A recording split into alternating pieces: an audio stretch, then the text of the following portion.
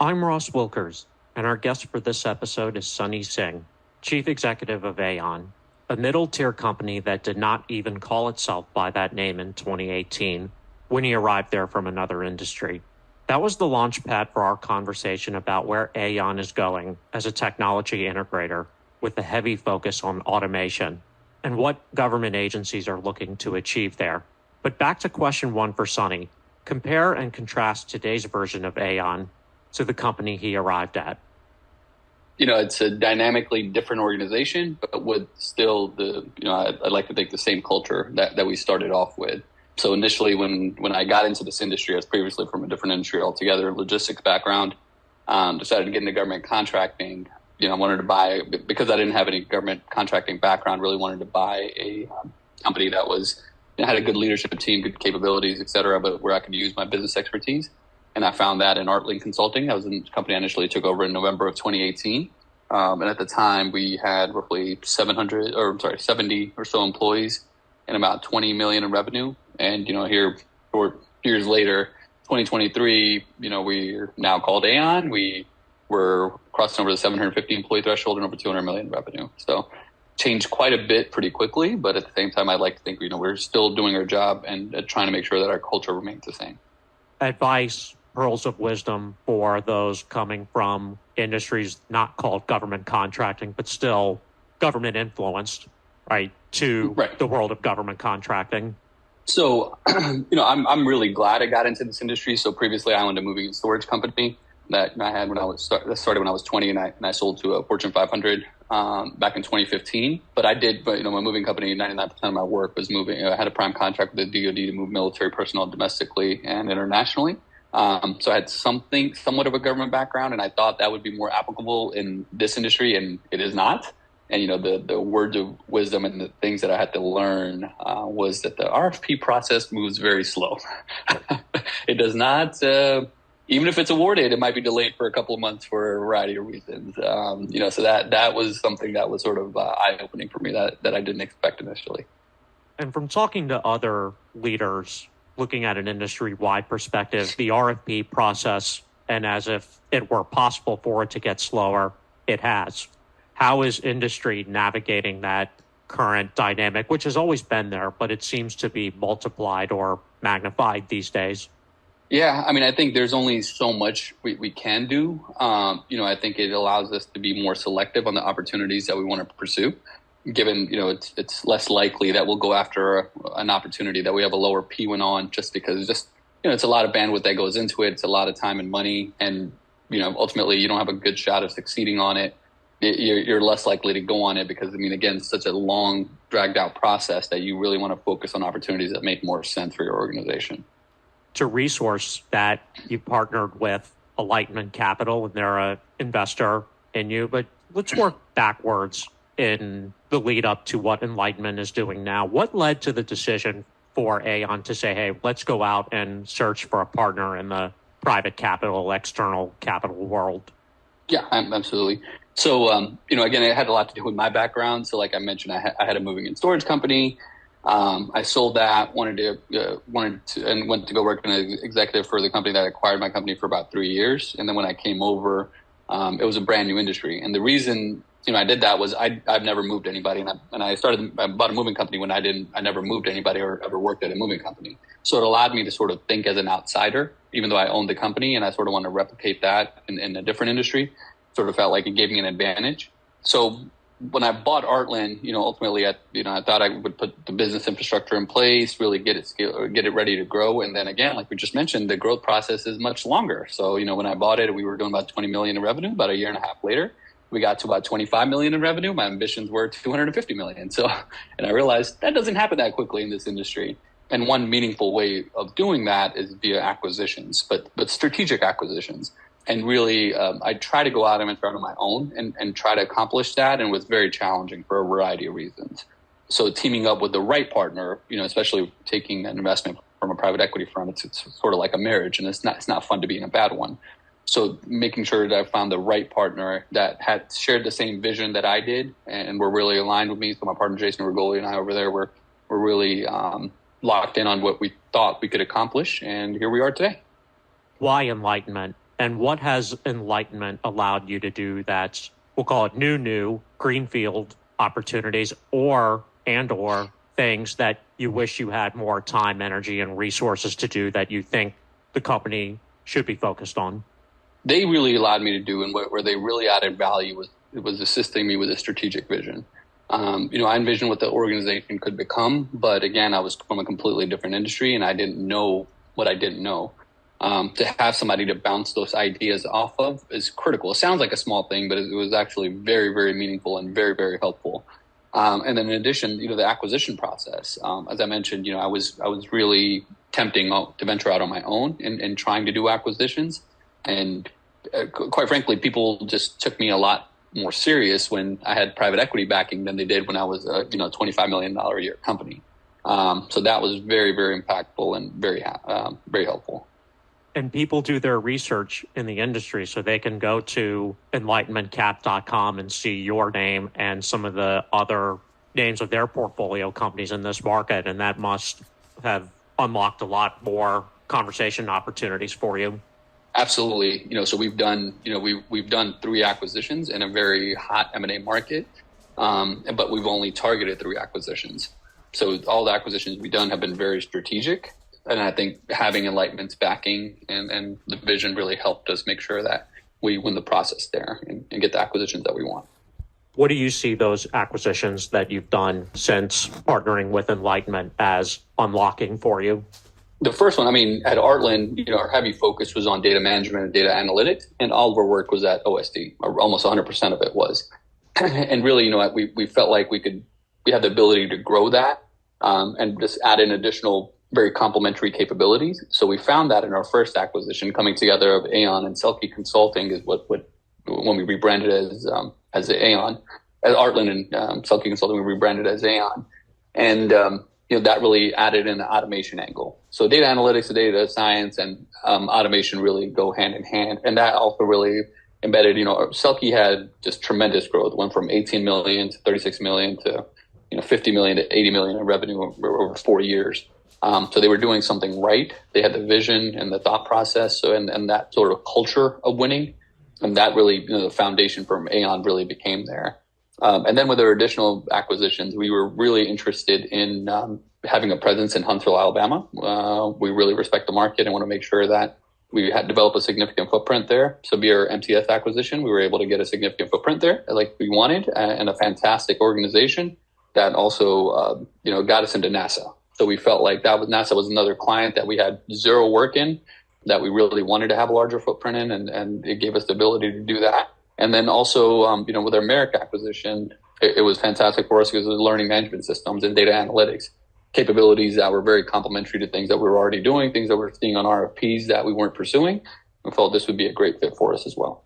And with all of that stitched together under the Aeyon umbrella, something that jumped off the page to me and looking at the company website and preparing for this is that you all are at this intersection of technology, integration, implementation, and consulting. How does Aeyon look at that and try to apply that, call it triangulation, within yourselves and for your government customer set?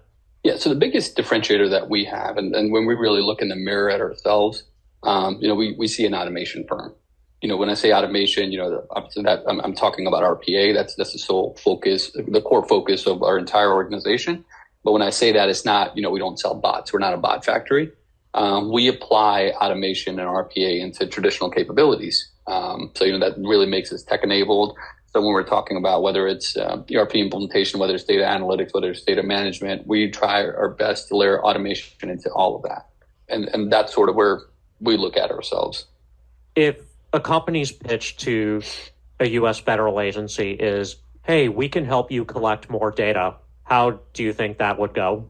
We can help you collect more data. The challenge sometimes is the processes and the systems are very old, and inadequate systems. Our pitch is generally, we're excellent at the system modernization just across the board, not just in ERP, but we try to integrate all new technology, and we try to layer in RPA into that as we're doing that to help them not only just implement new systems, but also help them be more automated and be more efficient.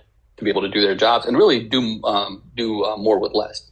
Give us a sense of what it's like to work with the U.S. government and all the data it has in the world to collect, store, manage, retain, you name it.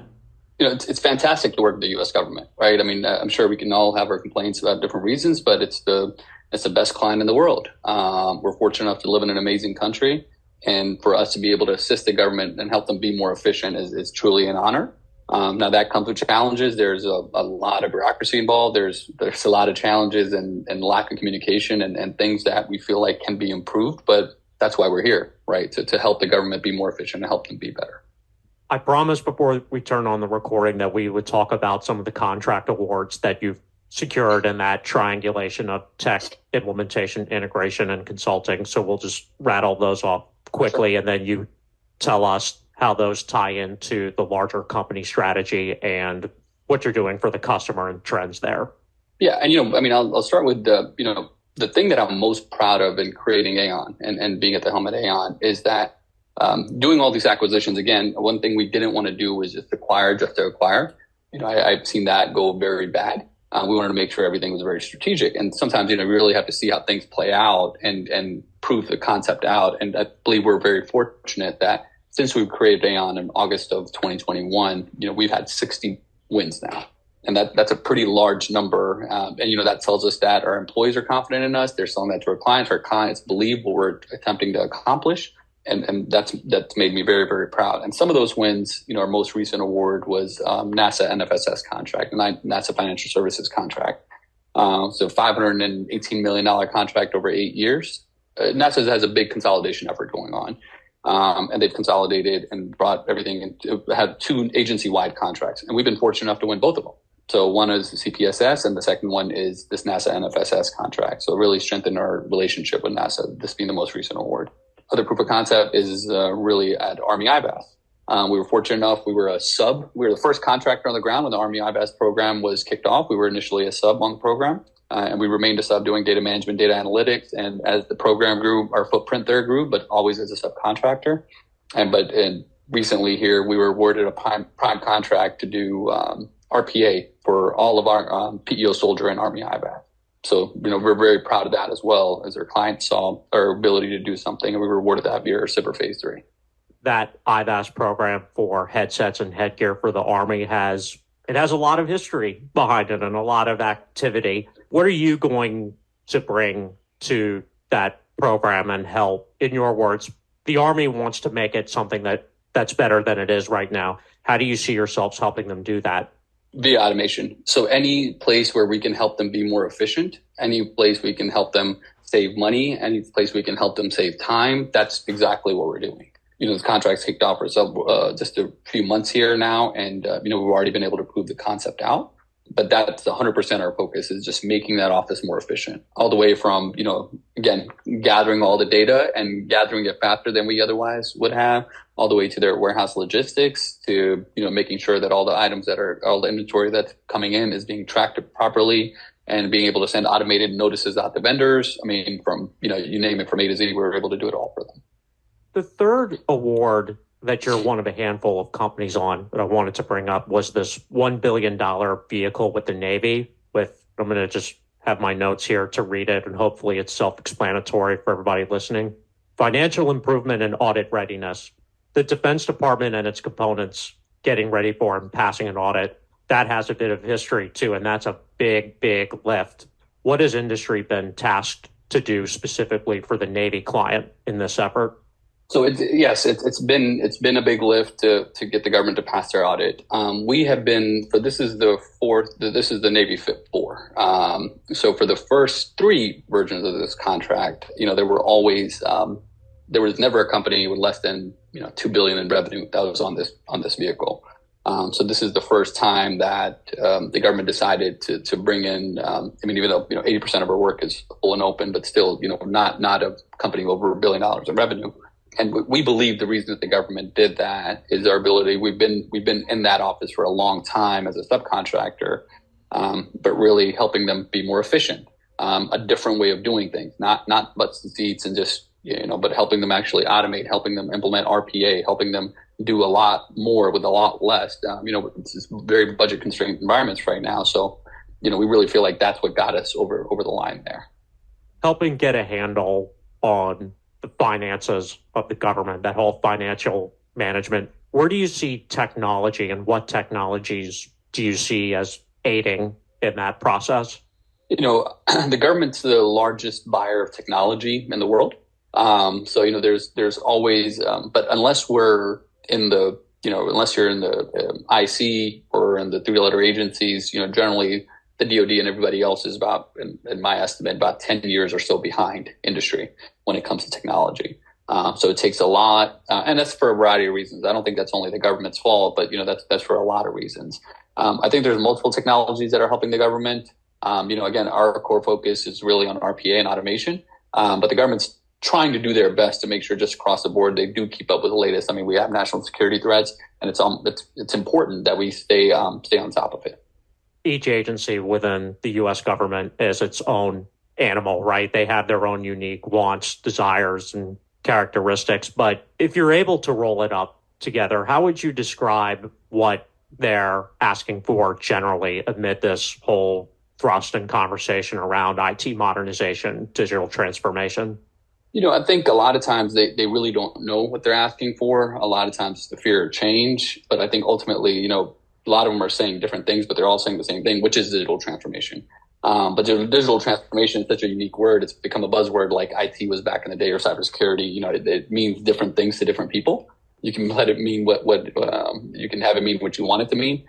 But, we've seen with our clients, again, just going back to automation, that's really what we pitch to our client, and really have an identity when it comes to digital transformation. That's really been helpful for us, and we've seen our clients jump on board with that. So what I mean by that is, if we have clients that we were doing financial management work for example, like this NASA financial management contract, we'll absolutely be doing the financial management there, but we will absolutely be deploying RPA solutions there to help them be much, much more efficient while we're doing financial management work. One of the lines of conversations we explore a lot with tech implementers, integrators, and consultants like yourself is this idea of tech scouting, right? And going out into the landscape and seeing the technologies and even the potential partners in the landscape that may help you all. How do you go about that? So, we absolutely have our preferred partners that we work with and our preferred vendors. But we're almost partner agnostic too. So if the client has a different, obviously our typical RPA solution wouldn't work at the Army IVAS office because Microsoft has a $22 billion contract in that office, and they really heavily lean towards using Microsoft. So, but it's not our traditional RPA solution that we're using in that office. We're using a Microsoft-based solution in that office, which we're just as happy with. So, we choose our clients we choose our solutions based on our clients' needs. When I was looking on your website, back to that as part of my research, I saw a site that indicates that this is a line of business that harkens back to your background, and it's called logistics and supply chain. Just to confirm, is that still a line of business for Aeyon? It's a line of business, but not in the traditional sense. So it's not in the warehousing or anything else, but it's financial management and automation within the logistics arena. So that's why it's still absolutely it's something that we still take part in, but not we don't have any logisticians working for us or anything like that. Let me still try this question on you. What's it been like in the past 2 years to even be tangentially involved in the whole logistics and supply chain area, given all the conversation and happenings that have been there in the past 2 years? Challenging, I think, is one way to put it. Yeah, I mean, it's absolutely been brutal, but we're fortunate that, or not fortunate, but our arena is more on the SME side and on the financial management side and on the automation side, that we didn't have to actually deal with the shortages and the clusters that became of logistics over the last few years. It's still a data problem, though, and is that the part that you're focused on? Absolutely, 100%. It's absolutely still a data problem, and we're doing our very best to do that. But it's still, it's a challenge when the government is struggling, when the country is struggling. I mean, there were so many challenges we've had over the last few years. We try to do our best to help our clients with that.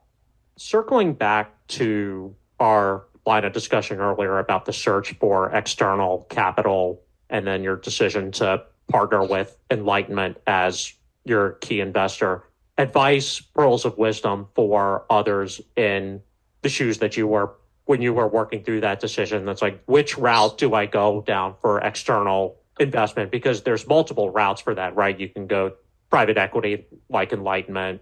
We see more venture investments.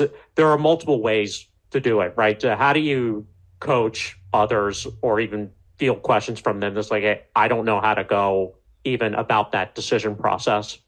I think there's a lot of things that come into that decision. It wasn't the easiest decision for me to make either. But sharing just my personal experience, again, I'll reference it as a marriage. It's not fun to be in a bad marriage. So a lot of the private equity firms or the VCs that you may talk to may offer very similar solutions, or you may have very similar outcomes with all of them. But it almost becomes a relationship based thing at that point. So if you have two firms that you're talking to that are very similar, who do you really get along with more? Coming down to something so basic. But even getting to that point and making that decision and, hey, is this something that I want to do? That's probably more challenging than picking a private equity firm or VC to work with.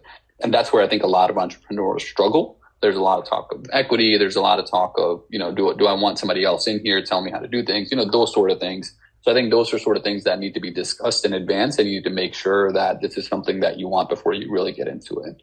I made that decision. I understood that, hey, this could expedite, my ultimate goals and my ambitions and where I wanted to take Aeyon. And I'm very glad I did. The ultimate goals of Aeyon in a perfect world, what does that look like in the next few years to 5 years? We're just getting started. We've been very fortunate. We're in a mid-tier space. We're just approaching 750 employees. We've been able to convert majority of our work, over 80% of our work, to full and open. So, we want to continue this trend. Like I said, in the last, 18 months or so, we've had 60 wins. In the next 18 months or so, we think we can double that number. We have a pretty robust pipeline. We think we have a pretty unique offering. We're ahead of the curve when it comes to RPA. We have a lot of differentiators. So, in my mind, we're just getting started. So just continuing this trend and continuing to go up. The mid-tier status can have blessings to it, and it can also have challenges to it. How do you see both ends of that question, right, of being a mid-tier? Because you can own it and say, yes, we are, or there's some companies maybe have a little bit of hesitation before jumping into that middle tier. The hardest part about it is losing your identity as you leave the small business world and get into the mid-tier space, into the full and open space. And maintaining your culture, et cetera. A lot of people join, they don't want to be part of a large organization. A lot of people join small businesses for that reason, so they don't have to deal with that. We try our very best. We like to say we're 4 small businesses that have come together. All the leadership has all come from small businesses. We don't have anybody that came from a large organization, so we still try to maintain that. But we really own it. We like the space that we're in. We're having success in the space that we're in. But yeah, absolutely. The concerns are there. Doesn't matter, what size of a mid-tier you are. You're not a large, and there's sometimes clients that sort of have a hesitation in trying something new. So absolutely, the concerns are there. But we found it to be very successful for us. How do you use that then to your advantage when making the pitch or pitches to current customer in USG or a potential future one? The proof is in the pudding. We have great CPARs. We have great relationship with our clients. Like I mentioned, we've been able to convert almost all of our work to full and open for this reason, because our clients really don't want to leave us. And being able to reference that and using the past performance that we have with our clients, going into new clients, and making sure, again, we're not trying to take any wild swings. We're very strategic in the opportunities that we go after. And we try to educate our clients starting 18 to 24 months in advance prior to, the opportunity dropping. And have, attempting to have as much influence as we possibly can on it. We plan on continuing to do that. The last question for me is another industry-wide macro trend. Inevitably, it feels like every conversation we have on this podcast and other forums, it goes back to this topic of human capital and workforce development and retention. What does that look like at Aeyon and for your 750 employees that I'm sure, as part of your ultimate goal and vision, you want to see that number be a lot more than 750? Absolutely. So one, we're very fortunate, and I am extremely proud of the fact that we are 42% plus percent veteran workforce. So we try to hire heroes first. That's my goal. That's our team's goal. We want to make sure that we continue to do that. We have internal and external programs that we use to help our veterans transition as they come into work for us. With that, we have a very high referral rate as well. If we're treating our veterans right, and they know of others that may be retiring soon, it helps us really bring those folks in as well, knowing that this is a place that they can have a home here for a long time. But ultimately, the challenges that the industry is facing do exist, but there's a different optic there as well. I mean, it's the last couple of years in a challenging labor market. I think it's forced organizations to put their best foot forward. So we want to make sure that our benefits, our compensation, and everything are top of the line, and making sure that we're providing the best to retain and hire the employees that we need to have in order to be successful. So it's almost sort of been a blessing in a weird way, but the challenges, they're still there. There's still some folks with unrealistic expectations, and there's still some folks there, but ultimately we've had a lot of success to overcome that. Do you relish that challenge as a employer? Absolutely. I mean, you get into this world, I mean, there's going to be different challenges every day. But having this challenge, I mean, ultimately it helps me look in the mirror and say, hey, what can I do better? Why would an employee, if I was in their shoes, why would I want to work here? What do I need to do in order to make my organization better? So I think it helps me be a better leader as well.